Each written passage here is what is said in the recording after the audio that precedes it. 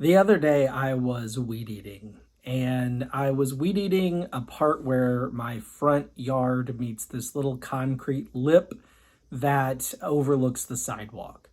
And as I was going down alongside the little concrete lip, I was about maybe a third of the way down this strip when I noticed a spot off to my left that needed some attention with the weed eater. So I went over there and did it, took care of that part. And then I began to notice parts here and there that needed to be dealt with the weed eater. And so I found myself going a little bit here and then a little bit there. And then eventually I got back to the strip where the front of the yard meets the concrete lip. But I did not work in a linear manner. I saw areas that needed to be dealt with and I jumped around. Oftentimes, I will go into my kitchen and think I need to do this, that, or the other. And I'll get in there and I'll see some maybe dishes that need to be rinsed. And I'll think, oh, I need to rinse these dishes.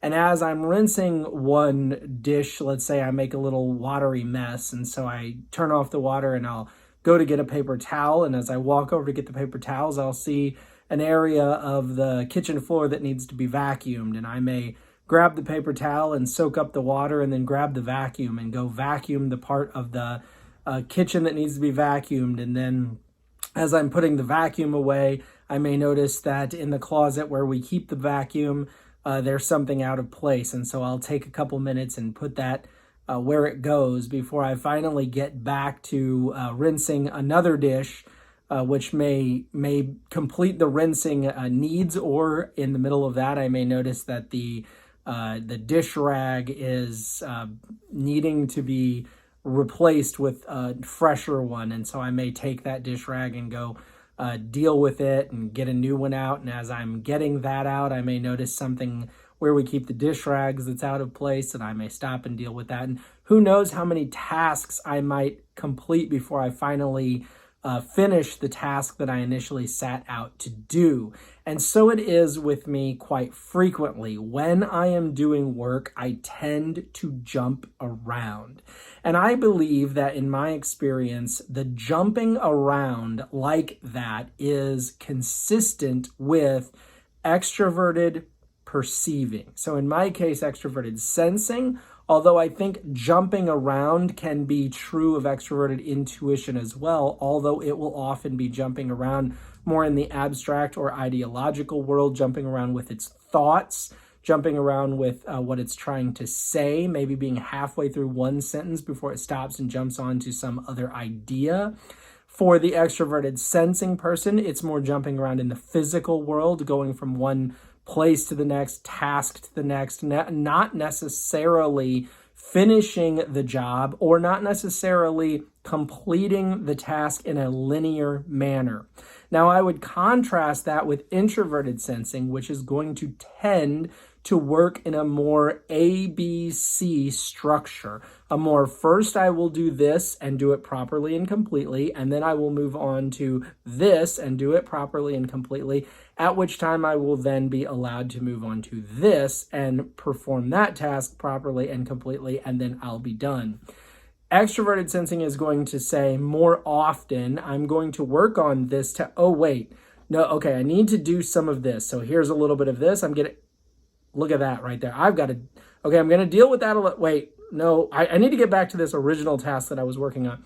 Extroverted sensing is going to jump around in the physical world. Why? Extroverted sensing is sort of like a highlight reel of the physical world. It is looking for the highlights. It's looking for the big moments, the things that stand out, the really important aspects, whereas introverted sensing is trying to not miss a detail, but get it all taken care of in a very linear manner where everything is addressed and nothing gets skipped. Extroverted sensing can tend to skip things because it sees a highlight reel issue that needs to be looked at and dealt with here. And then while it's in the middle of that, all of a sudden a highlight reel issue pops up over here that needs to be looked at and dealt with.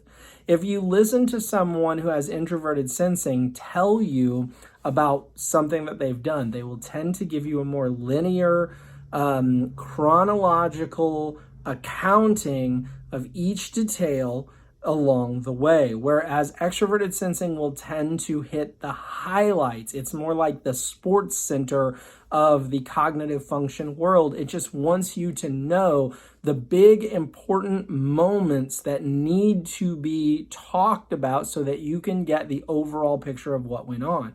Now, sensing in either form, extroverted or introverted, is going to tend to pay more attention to the details and the physical proof in the physical world than intuition will in either of its forms.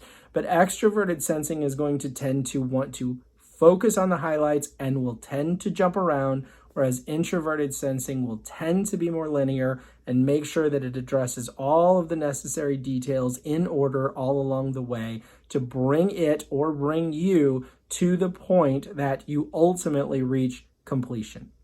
Thank you so much for watching. Do please click like if you found this informational, entertaining, or useful. Please subscribe if you have not already. And if you have a video request, or if you would like to donate financially to what I'm doing, you can do so in the link below to the KOFI Coffee website. Thank you so much and have an awesome day.